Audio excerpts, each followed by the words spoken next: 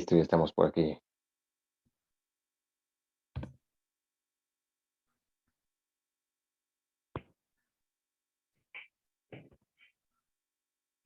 Listo. Pues si les parece bien, vamos a dar inicio. Muy buenas noches a todos. Para mí es un placer estar con ustedes. Este es un esfuerzo del grupo Todos Unidos Online. Todos Unidos Online es un proyecto de empresarios, consultores, médicos, profesionistas y voluntarios, todos amigos y excompañeros del IPADE, que preocupados por la salud de los mexicanos, así como el impacto social y económico del COVID, hemos decidido formar parte de esta iniciativa con el afán de apoyar a nuestra comunidad y a nuestro México. El objetivo de este webinar es abrir un foro para comentar de temas de alta relevancia para la sociedad. Por lo tanto, el día de hoy presentaremos un tema importante para toda la sociedad y para este grupo. Y si me lo permiten, voy a presentarles a mi compañero Alberto para que nos presente a nuestro invitado de esta noche. Gracias, Héctor. Buenas noches a todos. Bueno, pues es un honor para nosotros presentarles a Javier López. Es profesional y amigo y nos va a hablar sobre prevención del lavado de dinero, la nueva regulación, que ni es tan nueva, pero ahorita ya nos platicará. Eh, Javier tiene múltiples certificaciones. Es maestro en administración de especialidad en finanzas corporativas por el ITAM. También es contador público del Instituto Politécnico Nacional y tiene certificaciones por la parte de la Comisión Nacional Bancaria y de Valores, así como por el Colegio de Contadores Públicos de México. Tiene más de 20 años de experiencia en auditoría financiera, fiscal, control interno y sobre todo prevención y detección de operaciones con recursos de procedencia ilícita. Él ha trabajado específicamente para firmas como Pricewaterhouse, trabajó como en Banamex, en Citi, en JP Morgan, Chase y Grupo Scandia en las áreas relativas a este tema.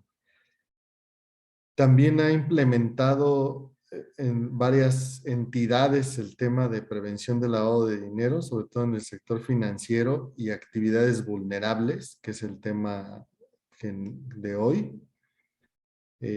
Y pues ha prestado sus servicios al banco JP Morgan, Banco Compartamos, a AT&T, a Universal y EMI Music, a Santander, a Hoteles 7 Express, entre otros.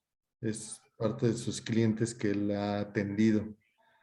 Y también colaboró en la Procuraduría General de la República, en la PGR, en la unidad especializada en investigación de operaciones con recursos de procedencia ilícita. Entonces también estuvo del lado de la persecución, digamos.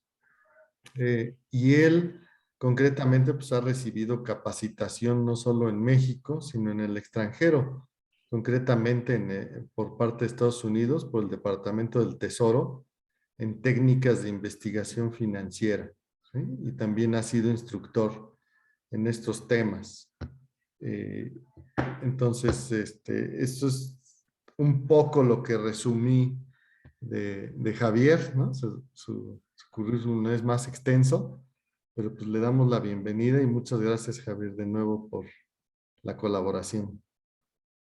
No, muchas gracias a ustedes por la invitación, ya que estos temas son efectivamente, como comentaba Héctor al inicio, pues son de interés de todos, ¿no? Y de hecho los tenemos que conocer porque nunca sabemos en qué momento nos vamos a ver involucrados en el cumplimiento de la regulación para la prevención del lavado de dinero, ¿no? Ya sea como sujetos obligados o como simplemente participantes de una operación, ¿no? ¿Vale? Pues agradezco mucho su invitación y si quieren comenzamos con la presentación, ¿no? Muchas gracias, Javier. Adelante, déjame.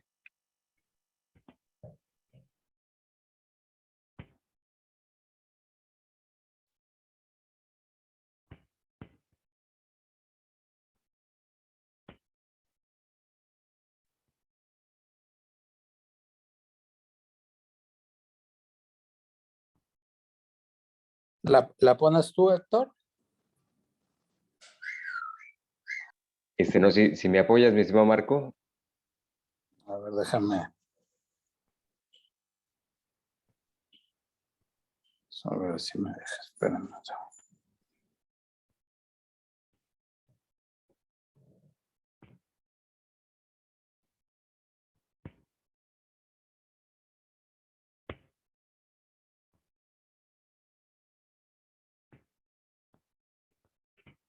Bueno, lo que nos pone en la presentación, ustedes se preguntarán que por qué este tema es tan relevante en nuestro país. Pues simplemente les diré que desde hace más de una década nuestro país se encuentra dentro de los top 5, ¿no?, de países en donde se mueven flujos de procedencia ilícita, ¿no? Y entonces por ese tema, pues precisamente tenemos que, o se establecieron controles, primero para las entidades financieras y luego para lo que se denominan las actividades vulnerables, que son las que están sujetas a esta Ley Federal para la Prevención e Identificación de Operaciones con Recursos de Procedencia Ilícita, porque, bueno, es un fenómeno internacional, ¿no? No es un fenómeno solamente privativo de nuestro país, ¿no? O sea, en primer lugar, para las autoridades internacionales, el primer lugar de lavado de activos se lo lleva a China, ¿no? Con una economía tan grande, pues es obvio que también hay recursos ilegales. Posteriormente ubican a Rusia, ¿no? Y en tercer lugar a nosotros, ¿no? Y pues hablamos de flujos de dinero ilícito de alrededor de 50,000 millones de dólares anuales, ¿no? Entonces sí es un gran volumen de dinero y bueno, pues de acuerdo con el Grupo de Acción Financiera Internacional, que es el organismo que emite la regulación internacional para que sea adoptada por los países miembros de este grupo, pues se tuvo primero que regular al sistema financiero, porque es el lugar donde por excelencia se lavan los recursos ilícitos, pero posteriormente pues está el tema de las actividades vulnerables, ¿no? Todo lo que es actividades y profesiones no financieras designadas, en donde pues también los canales, pues al ver que le cerraban la puerta en el sistema financiero, pues empezaron a diversificar pues la manera en que ¿Me confirmas, Javier, si ya se ve, sí, por favor? Sí, ya se ve, ya se ve. Okay. Ahí está la agenda, son 3 temas muy, muy breves que vamos a abordar el día de hoy, ¿no? Que es el concepto y etapas del lavado de dinero, la conducta penal, donde está establecida en nuestro país, y pues nuestro tema principal, que es la LFPORPI, ¿no? Que es la abreviatura de esa ley que está ahí en el primer slide, ¿no? Y que pues involucra a muchos de los negocios de nuestro país, ¿no? Entonces, si quieren, comencemos con el primer slide del concepto del lavado de dinero, ¿no? Que es el lavado de activos, más bien. Antes era, pues obviamente, efectivo, pero ya en años recientes, pues se ha dado cuenta la autoridad internacional, pues que los criminales no solamente mueven dinero, ¿no? Sino mueven activos, ¿no? Y el lavado de activos es el término que se utiliza a todos los procesos que utilizan estas organizaciones criminales para tratar de ocultar o legitimar el dinero o bienes producto de actividades criminales, ¿no? Y a lo mejor dice uno, porque ese concepto lo trae mucha gente todavía, pues solamente se trata del dinero del narcotráfico, ¿no? Pues no, o sea, hay un sinnúmero de delitos que producen lavado de activos y que curiosamente algunos ya son muy cercanos a las empresas, ¿no? Por ejemplo, el tema de defraudación fiscal, ¿no? Que se convirtió en el delito número 2 en el tema del lavado de activos. Y el delito número 1, que es los actos de corrupción, ¿no? De los países en donde se lava activos, pero en una cantidad impresionante, ¿no? Mucho más allá, incluso que los delitos contra la salud, que es el narcotráfico, ¿no? Y está también, bueno, el tráfico de armas, el tráfico de personas, el contrabando, o sea, todas las actividades ilícitas que se nos vengan a la cabeza, pues producen como remanente pues, un lavado de activos, ¿no? Se comete primero la conducta ilícita y posteriormente se trata de lavar, ¿no? Pasamos al siguiente, por favor.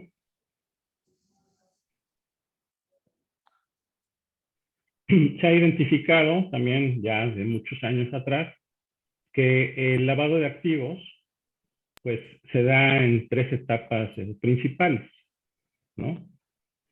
El siguiente slide, por favor.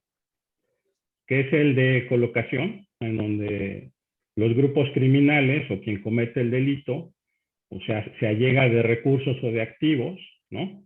Y que los tiene pues a disposición, ¿no? Entonces busca dónde colocar ese dinero sucio, ¿no? En la segunda etapa, que es el ocultamiento, pues trata de ingresar ese dinero sucio al sistema financiero para realizar múltiples transferencias bancarias a múltiples cuentas, en múltiples ubicaciones. Por eso el sistema financiero era tan vulnerable, ¿no? Porque prácticamente ahora, pues si uno logra ingresar el dinero sucio en el sistema financiero, pues prácticamente tiene movilidad inmediata, ¿no? Desde cualquier parte del mundo. Y nosotros podemos estar, pues a lo mejor, como Héctor, ¿no? En otro país y desde nuestra computadora o desde nuestro teléfono podemos hacer movimientos bancarios en un segundo, ¿no? Pero como se ha complicado mucho el tema de mover ese dinero, pues también han constituido empresas fantasma, ¿no? Han oído mucho ese concepto últimamente. Han hecho pago de servicios no prestados. Por ejemplo, la estafa maestra, ¿no? Es el más claro ejemplo de un acto de corrupción y de una tipología de lavado de activos, en donde pues, prácticamente pues, se está tratando de ocultar el dinero proveniente de actos de corrupción, ¿no? Y posteriormente viene la última etapa, que se refiere a la integración, y en donde prácticamente, pues si ya pasó por el banco y ya pasó a través de unas empresas fantasma, o ya pasó a través de una constructora, o ya creé un centro comercial, o ya adquirí un equipo de fútbol, o ya compré una estrella de fútbol, por ejemplo, pues ya el dinero aparentemente pues ya es limpio, ¿no? Entonces yo ya puedo disponer de esos recursos pues libremente, ¿no? Y ya cuando está integrado el dinero, pues es sumamente difícil para las autoridades e incluso para otras personas, pues el identificarlo, ¿no? Entonces, todo el esquema de prevención, pues está tratando de que las actividades criminales pues, logren la colocación de ese dinero sucio, ¿no? O de esos recursos sucios, ¿no? Porque les digo, ya se diversificó de tal manera que pues, a lo mejor incluso, por ejemplo, nosotros podemos vernos involucrados en esos temas. Por ejemplo, si alguien nos trata de vender una casa, ¿no? Y que de repente pues, nos lo da a un precio de ganga, pero no sabemos que a lo mejor esa casa pues, tiene antecedentes de que fue adquirida con dinero sucio, ¿no? Entonces, nosotros podemos vernos involucrados en estos esquemas, ¿no? Siguiente, por favor. La conducta penal. ¿Dónde está tipificado el delito en nuestro país? ¿No? Pues está la siguiente, por favor. Está en el Código Penal Federal, en el artículo 400 bis, en donde de entrada nos dicen, bueno, pues te voy a decir cuál es la pena que te voy a aplicar en caso de que tú te veas involucrado en un tema de operaciones con recursos de procedencia ilícita, que es el término jurídico para el lavado de activos, y dice, pues te voy a aplicar una pena de 5 a 15 años de prisión, con una multa de 1,000 a 5,000 días de salario, ¿no? Si ya haces cualquiera de las siguientes conductas, ¿no? Aquí voy a hacer una pequeña pausa, ¿no? ¿Ustedes creen que, por ejemplo, alguien que lava activos por miles de millones de pesos o miles de millones de dólares, porque también les digo, se presenta a nivel internacional este fenómeno, ¿le afecta que lo sancionen con 5 a 15 años de prisión? Pues no, ¿verdad? O sea, si yo me dedico a lavar dinero cuando tengo 20 años, pues a los 35 salgo libre, ¿no? Y si me aplican una multa de 1,000 a 5,000 días de salario, con gusto la pago, ¿no? O sea, invariablemente voy a generar mucho más dinero que lo que me va a multar la autoridad, ¿no? Entonces, por eso también es un tema que no se ha podido erradicar, ¿no?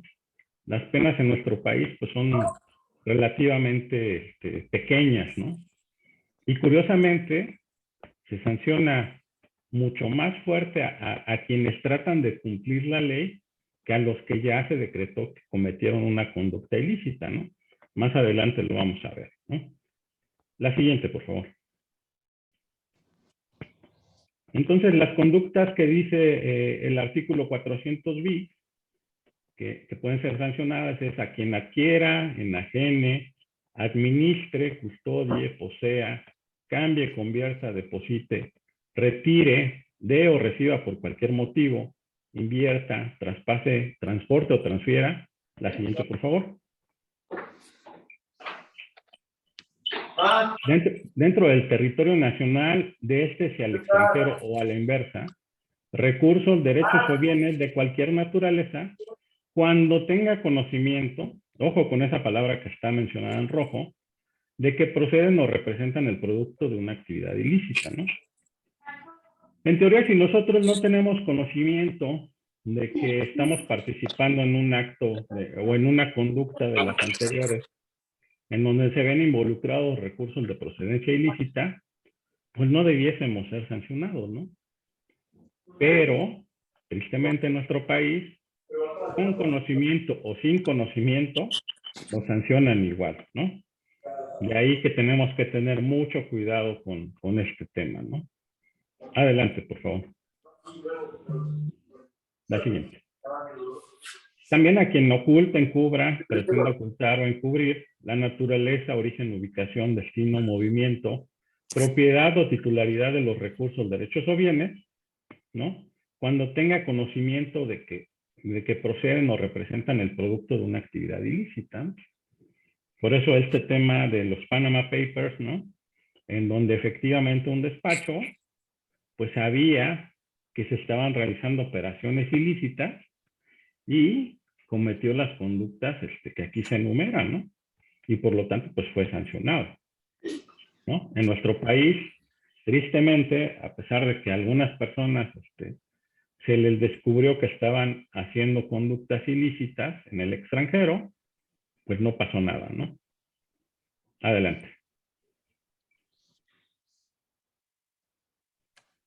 Y recientemente, bueno, recientemente hace 7 años, en el 2014, en el Código Penal, el Código Nacional de Procedimientos Penales, se estableció en el artículo 421 que no solamente los individuos, sino también las personas jurídicas, es decir, las empresas, eran penalmente responsables de los delitos cometidos, ¿no?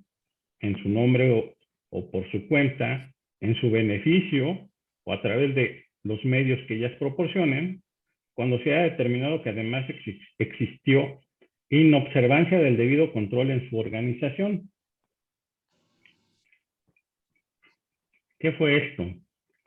Pues porque antes efectivamente se creaban empresas fantasma o con conocimiento empresas participaban en actos de corrupción o con conocimiento había empresas pues, que no cumplían con sus obligaciones fiscales, ¿no? Entonces, dijo la autoridad, no solamente debemos de sancionar a sus directivos y a sus socios, sino también a la propia persona jurídica. Entonces, ya estamos en ese supuesto de que también las empresas pueden incluso ser disueltas si llegan a cometer conductas ilícitas, ¿no? La siguiente, por favor. Bueno, pues pasamos a la ley que nos atañe, ¿no? La Ley Federal para la Prevención e Identificación de Operaciones con Recursos de Procedencia Ilícita, la famosa LF-PIORPI, ¿no? Adelante. En donde se señaló que ciertas actividades pues eran más susceptibles al lavado de activos, ¿no? Entre ellas, aquellas empresas que se dedican a los juegos y sorteos, es decir, por ejemplo, los casinos, ¿no?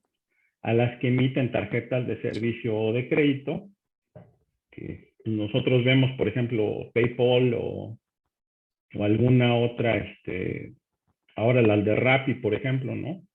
Son todas aquellas tarjetas de servicio de crédito que no son emitidas por una entidad financiera, ¿no?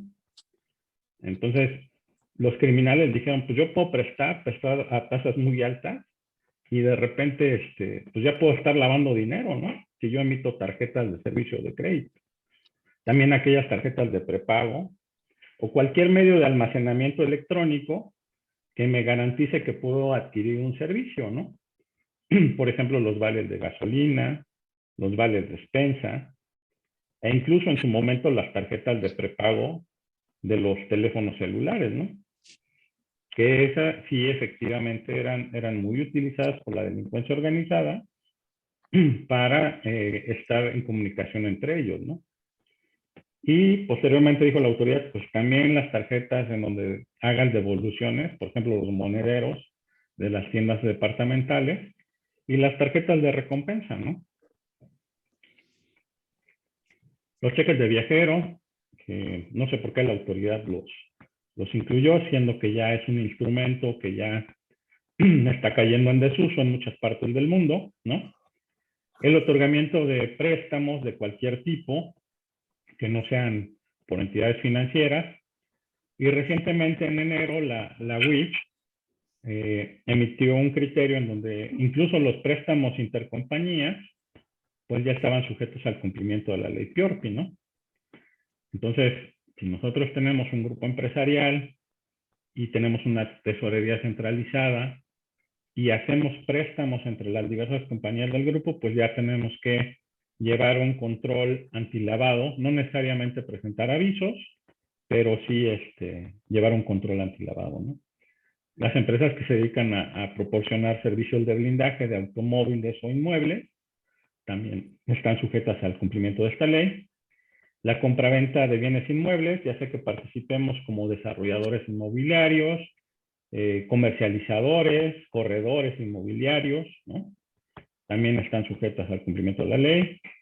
La compraventa de metales, piedras preciosas, joyería y relojería, la enajenación de obras de arte, la enajenación de todo tipo de vehículos, ¿no? Nuevos o usados, el traslado o custodia de valores, la prestación de servicios profesionales, incluyendo temas anteriormente de outsourcing y ahora bajo la nueva normativa de servicios especializados, ¿no? Los actos que llevan a cabo los fedatarios públicos, notarios y corredores, los donativos, las operaciones, ciertas operaciones de comercio exterior, no todas, el arrendamiento de bienes inmuebles y finalmente la recién incorporada en 2018, la de los activos virtuales, ¿no? ¿Vale? Todas esas son las actividades. ¿Y qué vamos a hacer con esas actividades, no?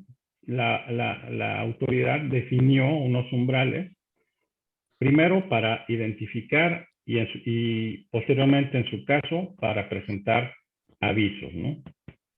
En esta primera columna que dice umbral de identificación, si nosotros hacemos operaciones mensuales por estos montos que se establecen en esta columna de moneda nacional, UMAS y moneda nacional, pues obviamente tendremos que llevar a cabo una identificación de nuestro cliente, ¿no?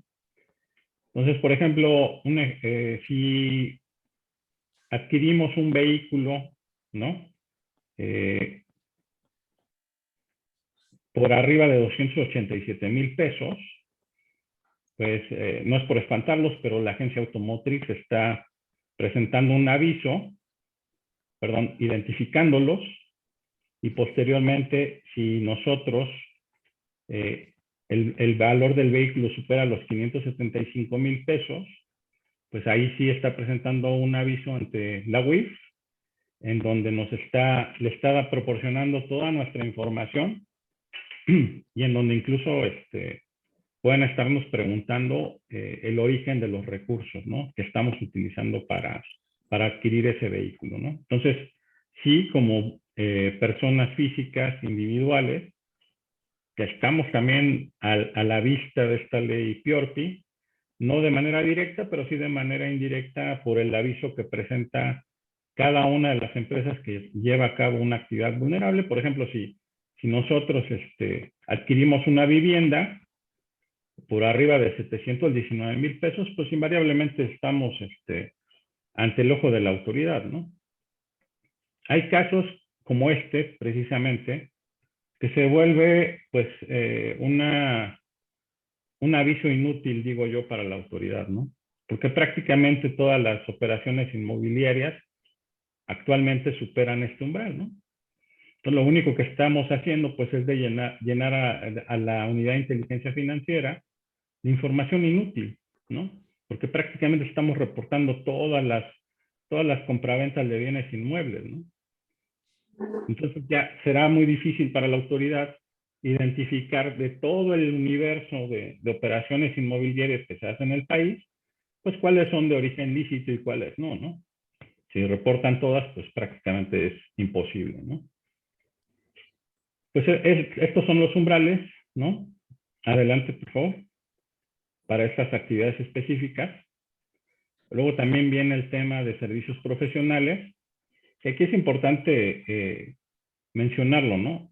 Estos servicios son de manera independiente y donde no debe mediar relación laboral, ¿no? ¿Qué es esto? Pues que obviamente no debe haber subordinación y en donde nosotros actuamos en nombre y representación de nuestros clientes, ¿no? Si hacemos una compraventa de bienes inmuebles, si administramos recursos de ellos, si manejamos cuentas bancarias, si participamos en organizaciones de aportaciones de capital o constituimos una empresa o la operamos o administramos dicha empresa, o si participamos en temas de constitución, escisión, fusión, operación y administración de cualquier tipo de empresa, pues siempre vamos a identificar a nuestros clientes y así sea un peso lo que administremos de ellos, pues vamos a presentar un aviso, ¿no? Les decía que el tema del outsourcing ya se venía reportando en este capítulo y ahora la prestación de servicios especializados también se va a tener que presentar aquí, ¿no? En este capítulo. Adelante, por favor. Luego vienen los servicios de fe pública, de los notarios, que prácticamente también están muchas de sus actividades que desarrollan. Por ejemplo, cuando es la compraventa de un bien inmueble, tienen que reportar si dicha compraventa de bien inmueble supera el valor de 1,400,000 pesos, ¿no?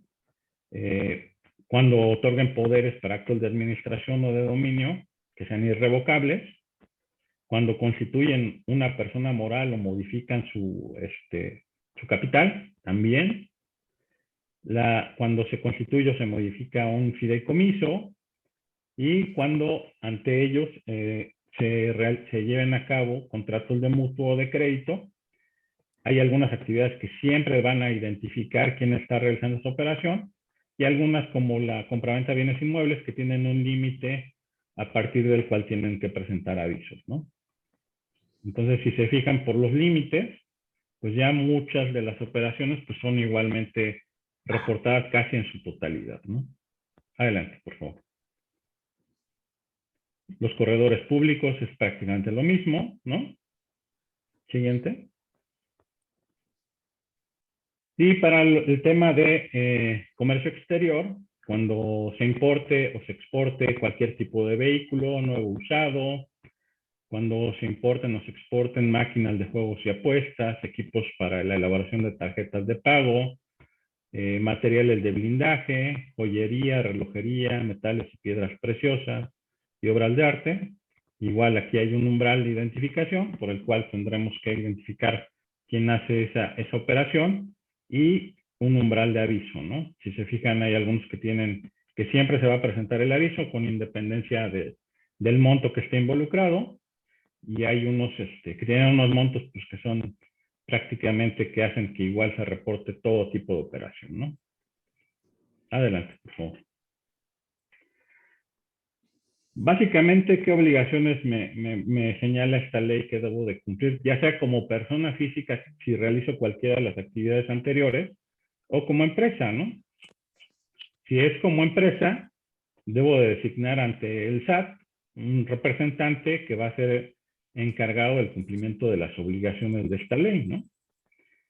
En caso de que yo no designe a nadie, será alguien del órgano de administración, alguien de los miembros del consejo, o en su defecto el administrador único, ¿no? Y las personas físicas pues tendrán que cumplir de manera personal directamente con las obligaciones que se señalan en la ley, ¿no? Adelante. ¿Qué más tengo que hacer? Tengo que identificar a mis clientes o usuarios, ¿no? De mis servicios, solicitar información sobre qué actividad desarrollan o qué ocupación tienen. Tengo que identificar si hay un beneficiario real de los servicios o productos que están adquiriendo.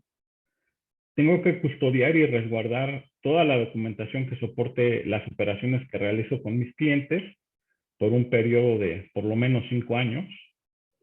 Debo de permitir las visitas de verificación y debo de presentar los avisos que me requiere la ley en tiempo y forma, ¿no? La siguiente, por favor.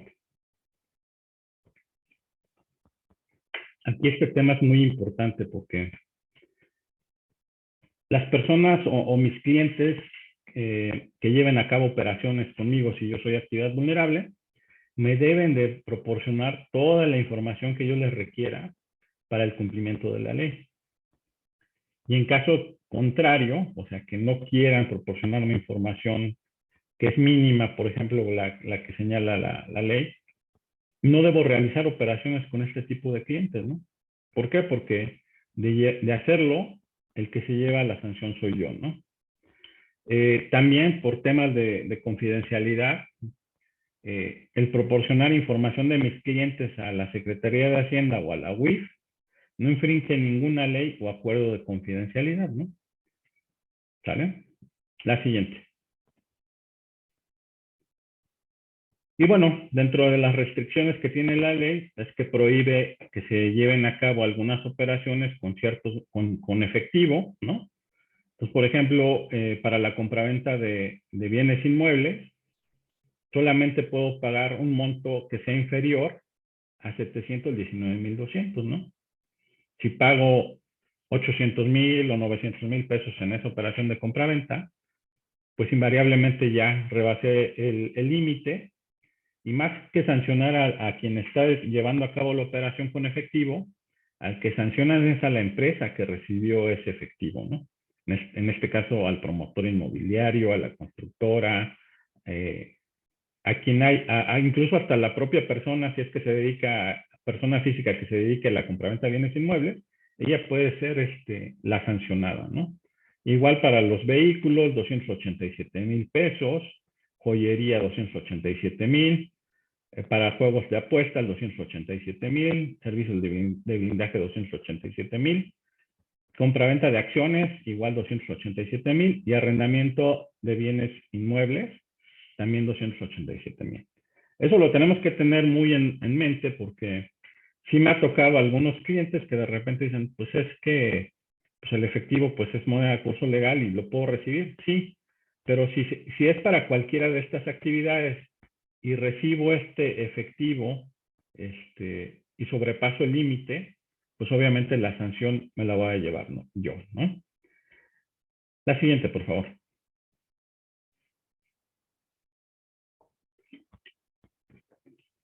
Nos aplican sanciones, les decía yo que son incluso superiores a las que marca el Código Penal Federal, ¿no?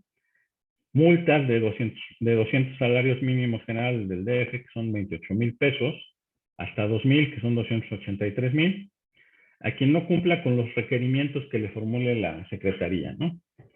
Aquí hay que estar muy atento porque para el cumplimiento de esta ley existe un portal creado por el SAT en donde nos notifica cualquier tipo de información, incluidos los propios requerimientos, ¿no?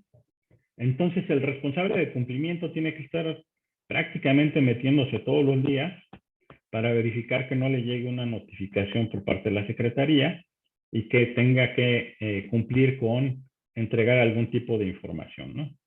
Si no se cumple, pues invariablemente le van a aplicar una multa que oscila entre estas cantidades, ¿no? Otros incumplimientos que son sancionados en este rango se refieren a que no haya yo realizado una identificación del cliente o del beneficiario final, que no documente las operaciones que realizo con ese cliente, que no realice la custodia o conservación de la documentación de las operaciones por un periodo de 5 años, si no facilito las visitas de verificación, que ocurren y cada vez más seguido, ¿no? Cuando no presento incluso los avisos en tiempo y forma. La siguiente, por favor.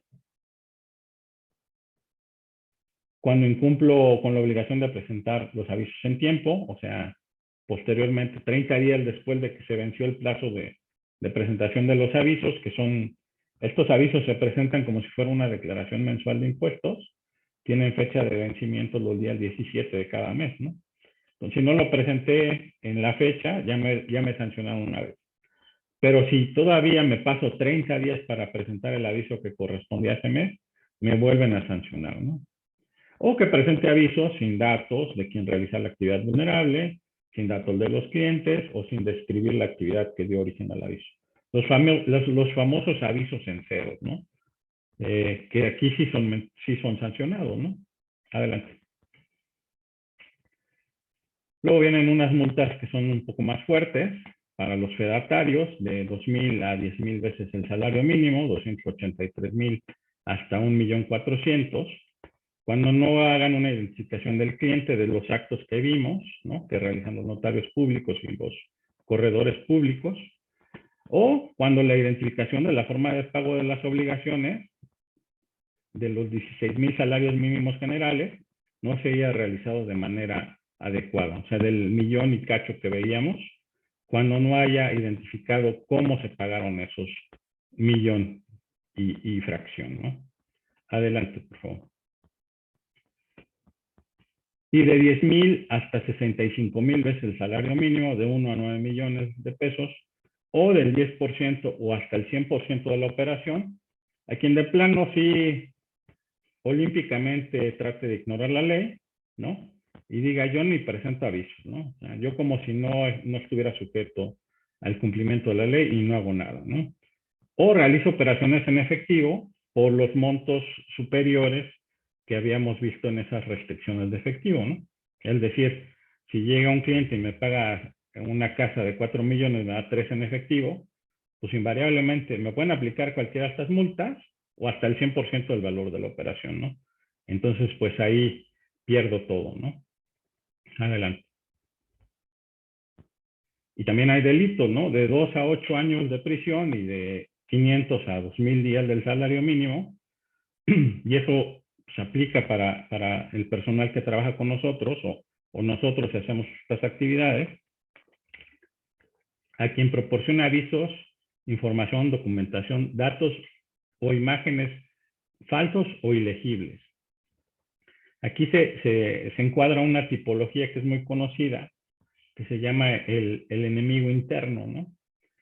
Y que curiosamente es algo que se presenta en muchas entidades, ¿no? Financieras y no financieras, en donde uno de nuestros empleados está coludido con los grupos delincuenciales y entonces de repente pues altera la información a efecto de no reportar a quien realmente lleva a cabo dicha operación, ¿no? Entonces altera los avisos o altera la documentación o proporciona datos o imágenes falsos, ¿no? O curiosamente salen ilegibles las copias que obtiene de las identificaciones o del comprobante de domicilio de los clientes, ¿no? Y la otra es que de manera dolosa modifique o altere información, documentación, datos o imágenes relativa a los avisos, ¿no? Igual tenemos a alguien que es el encargado de cumplimiento y pues de repente dice, no, pues no quiero reportar a este grupo de clientes, y de manera intencional pues, modifica la información que tendría que ir en los avisos que se presentan a la autoridad, ¿no? La siguiente, por favor. Y luego vienen otros delitos que ameritan prisión de 4 a 10 años, de 500 a 2,000 días de salario mínimo, a los servidores públicos que indebidamente utilicen la información, datos, documentos o imágenes que reciban con motivo del cumplimiento de esta ley. Dentro de las modificaciones que se vienen a la propia ley, pues ya está que esta información puede ser intercambiada entre las diversas autoridades, ¿no? Antes no lo podían hacer, en teoría no lo podían hacer, ¿no? O sea, la información que servía o que sirve para identificar conductas de lavado de activos, pues es simplemente para la unidad de inteligencia financiera, para que ella haga su función, y no podía, por ejemplo, ser compartida con el SAT, SAT fiscal, para que iniciara procesos de investigación de carácter fiscal, ¿no? Entonces eso ya va a cambiar, ¿no? Entonces ahora va a haber coordinación entre las diversas áreas del gobierno para que se puedan intercambiar información derivada del cumplimiento de la ley FPORPI, ¿no? O a quien sin autorización, pues revele información relativa al cumplimiento de la ley, ¿no? Que eso podría ser uno de nuestros colaboradores, ¿no? Si las conductas son cometidas por servidores públicos, las penas se pueden duplicar, ¿no? Adelante. Pues la última. ¿Qué es lo que viene en este tema de cumplimiento de la ley PIORPI, ¿no? Desde el 2018 está atrapada en las cámaras la modificación a la propia ley, en donde definitivamente los requisitos para cumplimiento se elevan, ¿no? Entre ellas estamos viendo ahorita uno que ya se tenía pensado desde hace mucho tiempo, que es que la persona que lleve a cabo estas actividades como persona física o dentro de una organización, pues cuente con una certificación que emita la unidad de inteligencia financiera, ¿no?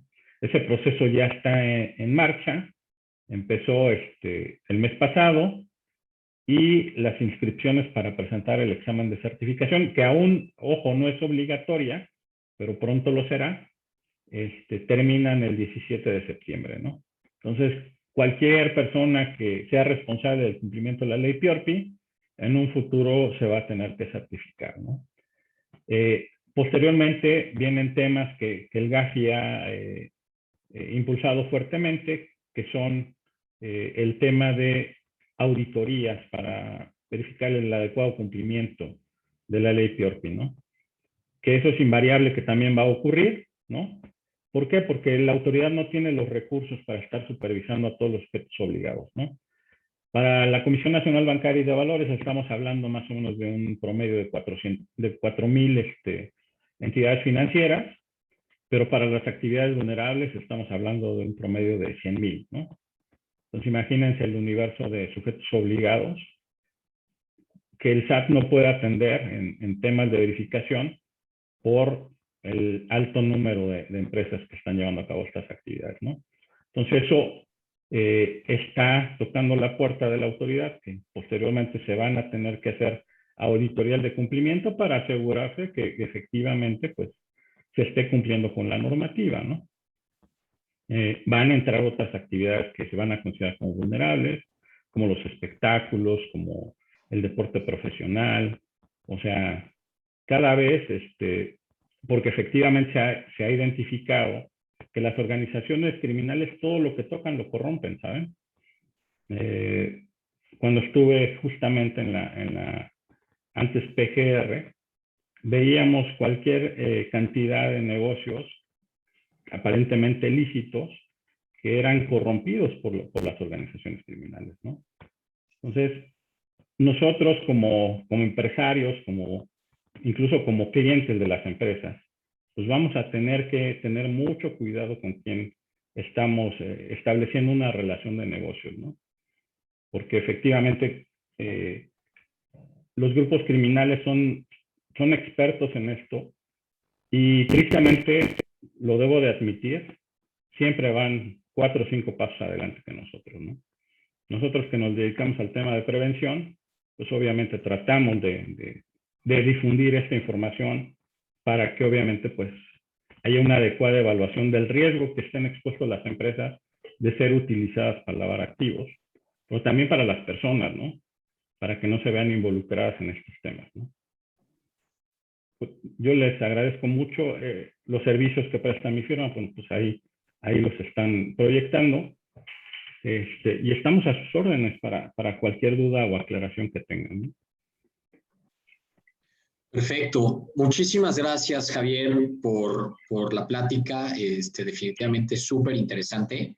Y pues ahorita te vamos a bombardear con unas preguntas. Sí, claro, sí, Únicamente adelante. vamos a hacer una pequeña presentación de dos iniciativas que tenemos.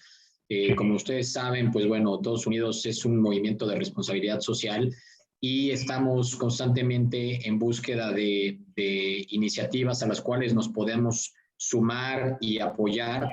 En este caso tenemos ahorita dos campañas, una que es para apoyar a una fundación que se llama FUTEGE. FUTEGE es una fundación dedicada a la prevención y la lucha del cáncer de colon.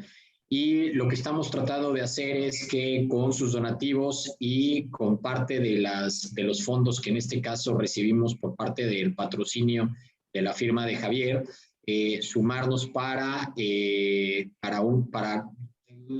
sumar la cantidad que necesitamos para un tratamiento, para fondear el tratamiento de una persona que, bueno, la meta son 71,620 pesos, como pueden observar. Este dinero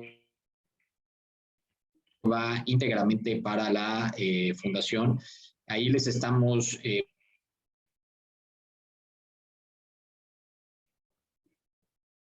poniendo los datos de la cuenta únicamente para que sepan que por virtud de este webinar ustedes se enteraron de esta campaña.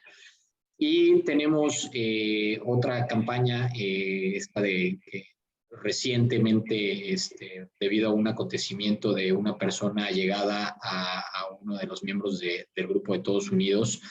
Ella se llama Sandra Sandoval. Ella y su familia tuvieron un accidente en días recientes y todos los miembros de su familia están hospitalizados y estamos juntando fondos también para tratamiento de Sandra y de su familia. Aquí lo van a ver. Vamos a dejarles un breve video, dura menos de un minuto. Hoy mi vuelo sería rumbo a Chiapas para pasar unas vacaciones junto a mi familia. Ellos tomarían su vuelo saliendo de Chihuahua. Lamentablemente, esto no sucedió así. Hoy mi vuelo tomó otro rumbo, donde me encontré a mi familia rota. Mi papá, con golpes en su cabeza y cuerpo, anímica y emocionalmente destrozado por el sentimiento de culpa que aún ronda por su cabeza, pero está estable y dado de alta. Mi mamá, con múltiples fracturas, destacando que su tobillo izquierdo tiene que ser operado. Se logró salvar el pulgar de la mano, pero su dedo gordo del pie lo perdió. Ella está estable y fuerte. Mi hermana, con múltiples fracturas en todo su cuerpo y cara, inflamación cerebral, pulmones golpeados y amenazados de desgarre por costillas rotas. Ella está en terapia intensiva, su estado es delicado y necesita entrar a cirugía de tórax lo más pronto posible para estabilizar sus costillas y así poder darle a sus pulmones y cerebro el poder desinflamarse. Mi familia y yo estamos atravesando una situación muy delicada y complicada, pero necesitamos en verdad sacar adelante a Sandra. La operación de mañana o pasado es apenas la primera de varias que seguramente va a necesitar. Necesitamos sus oraciones con Sandra y mis papás para que sanen lo antes posible. Sé que son personas muy queridas y estamos profundamente agradecidos por sus muestras de cariño y apoyo. Algunos ya nos han preguntado por donativos para las cirugías. Ahora, cualquier cantidad nos ayuda enormemente a seguir recaudando la suma contemplada. Listo, pues bueno, eso es lo que sucedió y bueno, pues ojalá que se puedan sumar a esta causa. Emily, por ahí tendrás nada más los datos de dónde pueden realizar las aportaciones.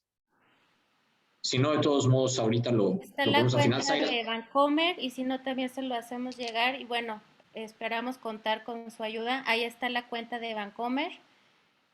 Y como ustedes saben, ahorita la situación en cualquiera es complicada y con estos imprevistos y con esta desgracia, con esta familia, pues no hay recurso que pueda solventar estas operaciones porque van a ser varias, entonces desde un peso hasta lo que sea, es bien recibido. Así que muchas gracias, David, y gracias a todos. Los esperamos que nos puedan apoyar tanto con FUTEGE y tanto con Sandra Sandoval. Muchas gracias. Perfecto. Gracias a ti, Zaira, y gracias a todos ustedes por sumarse a estas causas y por seguirnos. Listo, pues vamos a arrancarnos con las preguntas, Javier. Adelante. A ver, primero, te voy a hacer la primera que tengo en el chat y después nos vamos a ir alternando entre Alberto, Zaira y un servidor para seguir con todas las demás que nos han hecho llegar, ya sea en lo individual o a través de nuestras redes sociales. La primera es, en algún momento tú nos mencionabas que una de las actividades vulnerables se refiere a el otorgamiento de préstamos con o sin garantía. Nos preguntan si esto aplica también a préstamos personales. Fíjate que hay una palabra que está muy marcada en la ley, que es cuando estas actividades se lleven de manera habitual y profesional, ¿no? Entonces, si yo como persona física efectivamente estoy llevando a cabo actividades de préstamo de manera regular, sí estoy sujeto al cumplimiento de la ley, ¿no? De acuerdo con los límites que están establecidos, sí. Ahí te va la pregunta del millón que todos los abogados siempre nos cuestionamos y no sé si haya un criterio al respecto en las reglas o en el reglamento. ¿Qué debemos considerar por habitualidad? Fíjate que justamente eso estaba yo escuchando en una ponencia de la gente de la Procuraduría Fiscal, ¿no? Hace apenas unos días, en donde decían que la habitualidad, pues es relativa, ¿no? Que para ellos algunas veces es, si ya lo realizaste más de 3 veces en el año, si ya lo realizaste más de 5, que realmente quien va a determinar la habitualidad de eso, pues va a ser el juzgador, ¿no? Si determina que en cierto periodo de tiempo que esté sujeto al análisis, pues se realizaron varias veces esa actividad, ¿no? Entonces, no está definido en ningún lado y efectivamente queda mucho, es un tema muy discrecional que tiene la autoridad y que si quiere sancionarte porque para ella cometiste la conducta de manera habitual, pues simplemente lo va a hacer, ¿no? O sea, lo va a señalar como que lo haces habitualmente, aunque no sea profesional, pero que sí lo haces habitual y que obviamente pues debías haber cumplido con la ley, ¿no? Entonces, si nosotros lo hacemos de manera regular y sí de manera profesional o no de manera, o pensamos que no es de manera profesional, pero sí lo hacemos habitualmente, pues entonces sí hay que cumplir con eso, ¿no? Cumplir realmente no te lleva más allá de 5 minutos presentar el aviso, ¿no? Por ejemplo, ¿no? Claro. Sí. Oye, aquí creo que hay algo, de una duda bien sencilla, pero creo que vale la pena hacer énfasis entre las diferencias de llevar a cabo la identificación y de llevar a cabo el aviso. ¿Cuáles son las obligaciones en uno y otro caso? ¿A partir de qué momento se generan? ¿Y cuál sería la sanción? Digo, ya lo comentaste en la parte de las sanciones, pero creo que vale la pena porque estamos hablando de dos tipos de obligaciones distintas y creo que ahí tenemos que hacer el énfasis. Sí, hay algunas operaciones que tengo que identificar sí o sí, por ejemplo, las que son de servicios profesionales, con independencia del monto, ¿no? Tengo que siempre, cuando digo identificar, es recabar datos y documentos de mi cliente que demuestren que efectivamente es él quien está realizando la operación, ¿no? ¿Por qué? Porque puede haber un tercero involucrado que realmente sea el beneficiario de esos servicios, ¿no? Entonces, invariablemente, por eso tengo que recabar estos datos y documentos y dejarlo documentado, ¿no? La presentación de aviso se refiere específicamente a la transacción que estoy realizando con él. Por ejemplo, en este caso, en la compraventa de un vehículo, pues cuando se me emite mi CFDI, pues ahí es donde yo ya estoy presentando el aviso, si es que supera los casi 600,000 pesos que es el límite, ¿no? En ese momento yo ya tengo la obligación de presentar un aviso, ¿no? Y con independencia de que yo ya lo identifiqué previamente antes de realizar la transacción, ¿no? Entonces son dos momentos, identificación, cuando ya sé que mi cliente va a alcanzar cualquiera de los límites de presentación de aviso o que la propia ley me señala, identifícamelo, aunque no tenga monto, pues armo un expediente con datos y documentos del cliente, que básicamente pues, son sus datos generales, nombre, nacionalidad, género, RFC, dirección, ¿no? Y pues la documentación que soporte esa información que él me está proporcionando, ¿no? Identificación oficial, comprobante de domicilio, acta constitutiva, poderes de los apoderados, ¿no? Entonces, ese tipo de cosas son los que yo debo de recabar en un expediente de identificación. Y posteriormente, en el aviso, pues prácticamente donde le estoy avisando a la autoridad dónde está con quién realicé la transacción. Pero esa información yo ya la recabé al momento de identificarlo, ¿no? Y aquí, qué bueno que me haces esta pregunta, porque cuando tenemos clientes regulares, por ejemplo, alguien que adquiere mis servicios de manera regular, o, por ejemplo, que me compra una flotilla de vehículos cada cierto tiempo, pues yo tengo que tener dos expedientes, ¿no? Un expediente de identificación, el cual voy a estar actualizando por lo menos una vez al año, con esos datos y documentos de ese cliente, pero tengo que tener también un expediente transaccional, ¿no? De todas las operaciones que estoy llevando a cabo con ese cliente y que son sujetas de presentación de aviso, ¿no? Eso es lo que me va a soportar mis avisos que estoy presentando ante la autoridad. Y eso es justamente lo que a veces las empresas no llevan a cabo, ¿no? Simplemente, pues hacen su proceso normal, llega el auditor del SAT y le dicen, oye, pues de este cliente en particular, pues quiero que me des toda su transaccionalidad. CFDIs, contratos, comprobantes de la transferencia con que te pagó, todo plan. Incluso ha habido casos extremos en donde la autoridad les dice a las promotoras inmobiliarias hasta los planos y el avalúo, ¿no? De la venta del inmueble, ¿no? Entonces, ese expediente transaccional, todo la documental que soporta la transacción que yo realicé con mi cliente, pues la tengo que tener a disposición de la autoridad. Ya sea que la tenga en un repositorio digital, ¿no? Pero sí en el momento en que me la solicite, la debo de proporcionar, ¿no? Curiosamente, algunos colegas reconocidos en la materia y que han atendido auditorías en materia de PLD para el SAT, justamente dicen que es un argumento que utiliza la autoridad para sancionarte, ¿no? Porque supuestamente uno de los requisitos es que tú exhiba la documentación que soporta las operaciones al momento de la visita del SAT, ¿no? Y si tú no la entregas o te tardas en entregarla, simplemente en el acta parcial o antes de concluir, te dice que no la entregaste con el tiempo cuando fue requerida, ¿no?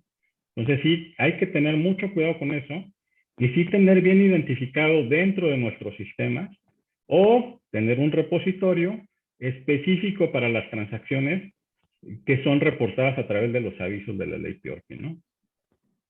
Y el plazo, ¿no? Que es importante tener presente. Sí, claro.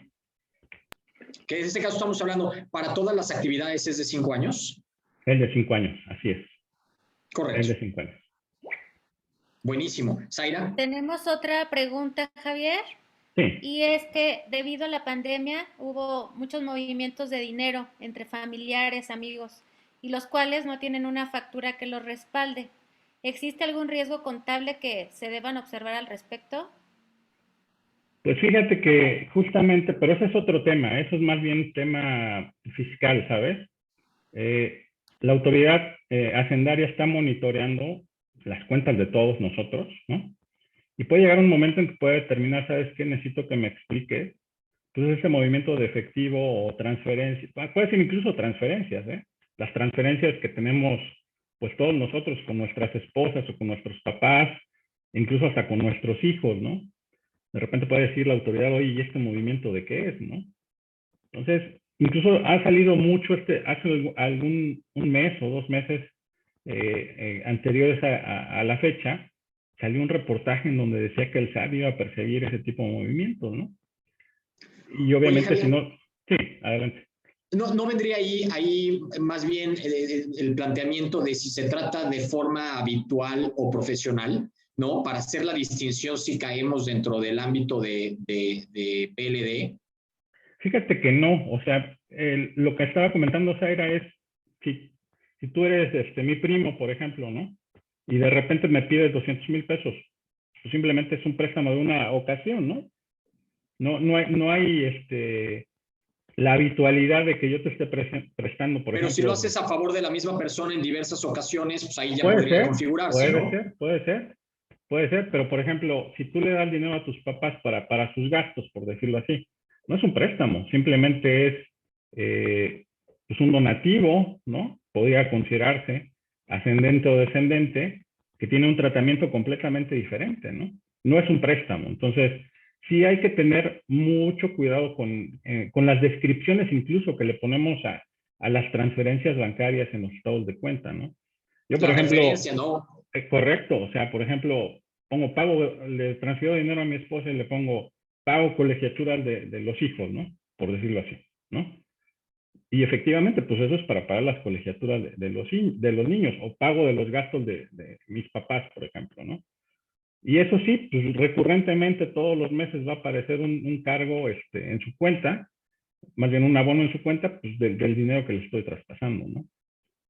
Y obviamente, pues a mí de los ingresos que se generan a través de mi desempeño profesional, ¿no? O sea, no debiese haber mayor tema, pero ese tipo de cosas, que ya más bien son del tipo fiscal, pues las van a tratar de perseguir la autoridad para decir, ¿sabes qué? Me debes unos impuestos porque estás recibiendo un ingreso, ¿no? Entonces, no es un ingreso, simplemente es un traspaso para el pago de gastos, ¿no? Buenísimo. Sí. Adelante, sí. Oye, Javier, no hay pregunta, pero en la exposición mencionabas los casos, decías, oye, también hay que cuidarnos nosotros como personas, porque la Sí. ley aplica a las empresas y la obligatoriedad para las actividades vulnerables.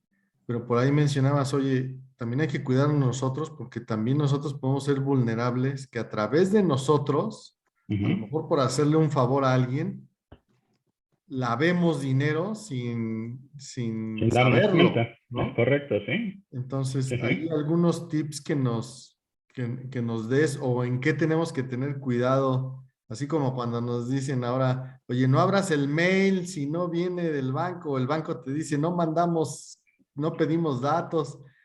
Pues aquí la UIF no ha mandado nada de alertas, ¿no? O sea, todos estamos vulnerables a que de repente pase eso, no sé qué nos recomienda. Sí, mira, o sea, yo creo que tenemos que asegurarnos con quién estamos haciendo negocio, ¿no?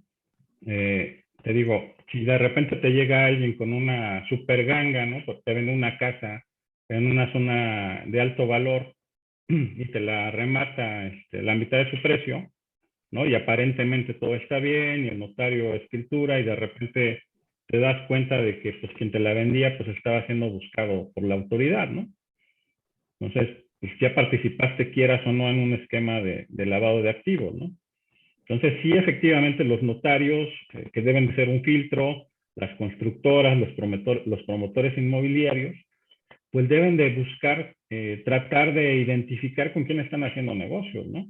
En este caso hay unas cosas que se llaman listas negras, hay proveedores de estas famosas listas negras, donde tú puedes buscar a una persona física o una persona moral para determinar si efectivamente la persona pues no tiene algún antecedente de tipo criminal, ¿no? O no está siendo buscado por alguna autoridad, ¿no? Entonces, buscar en estas famosas listas, pues ayuda mucho a disminuir el riesgo, ¿no?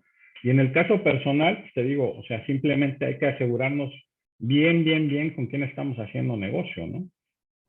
Que de hecho, sí somos también afectos a la ley, ¿no? Porque, por ejemplo, tú compras un auto de 700,000 pesos y resulta ser que para efectos del SAT, pues no genera 700,000 pesos, ¿no?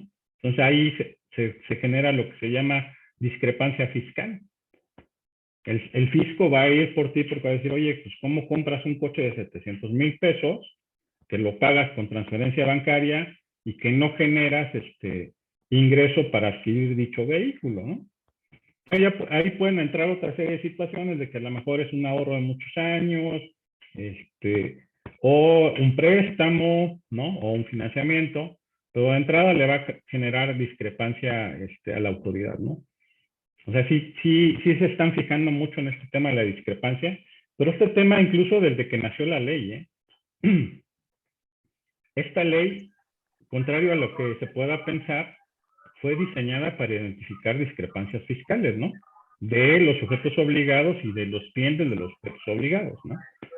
Si de repente hace una adquisición de un bien inmueble por 5 millones de pesos y en todo su, como le pasa ahora a los funcionarios públicos, ¿no? Si en toda su carrera no ha generado los 5 millones de pesos, pues inmediatamente es un tema de discrepancia fiscal, ¿no? Entonces sí es de mucho cuidado.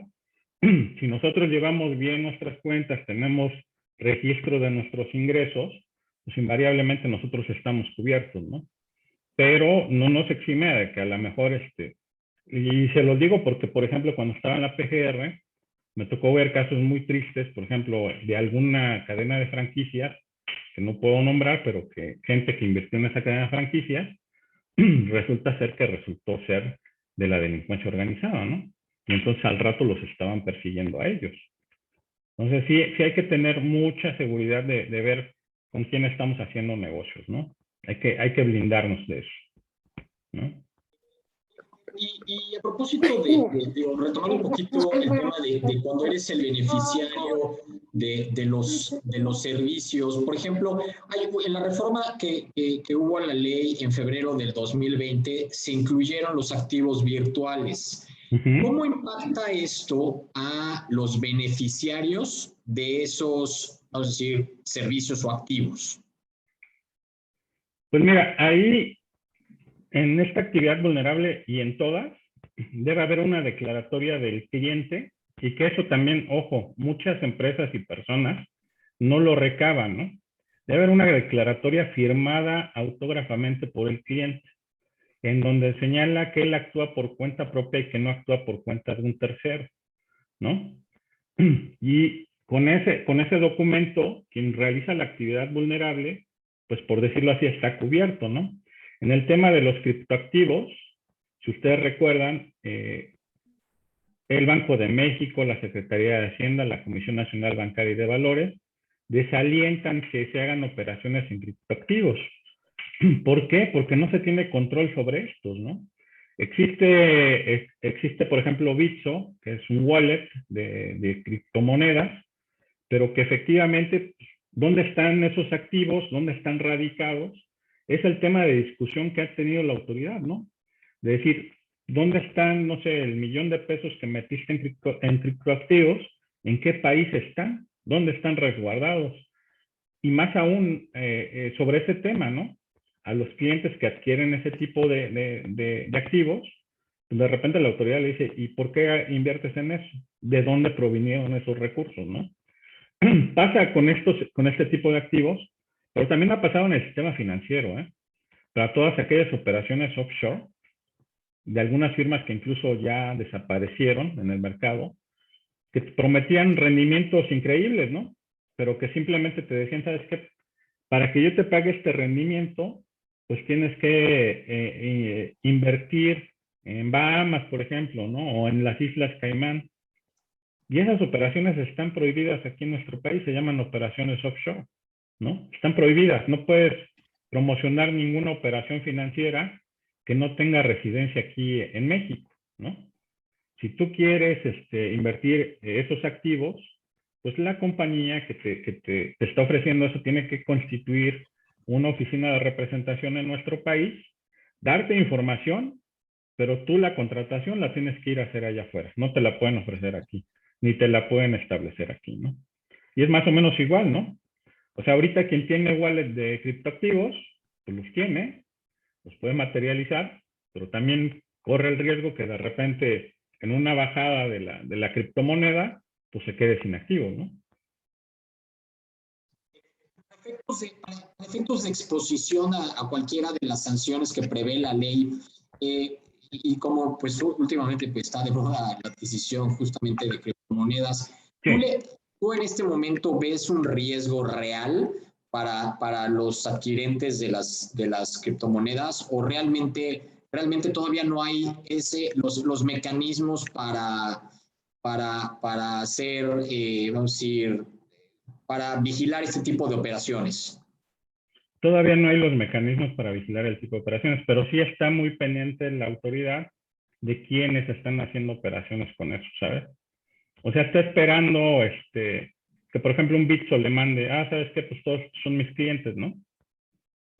Y entonces, pues, ir viendo quiénes tienen discrepancia fiscal o no. O sea, así pasó, te digo, con otros productos financieros que eran offshore y que de repente surgió que, pues, ¿cómo mandaste 30 millones de pesos al extranjero si no los generabas, ¿no?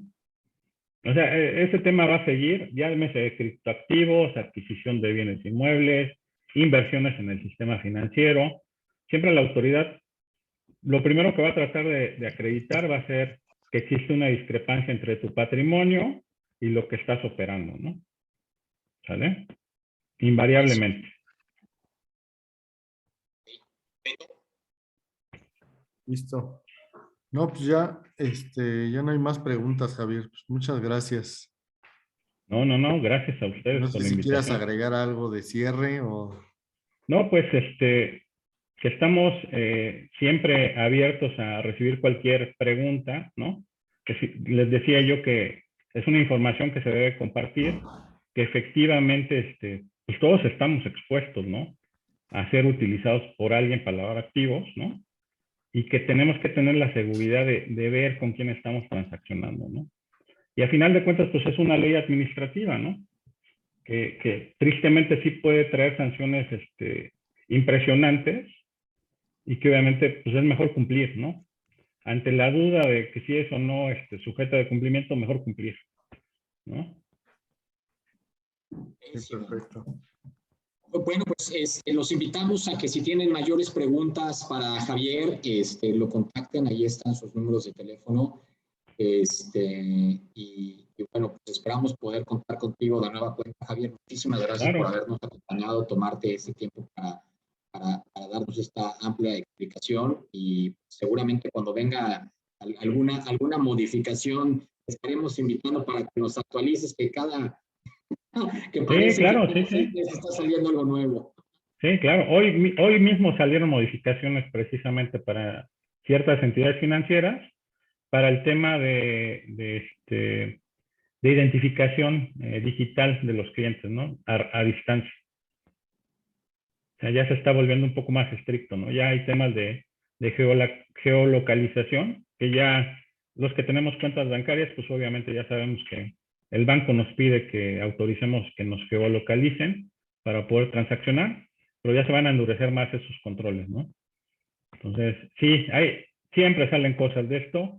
Cuando ustedes quieran, les agradezco las invitaciones que me hagan y platiquemos de estos temas que son en extremo apasionantes, ¿no?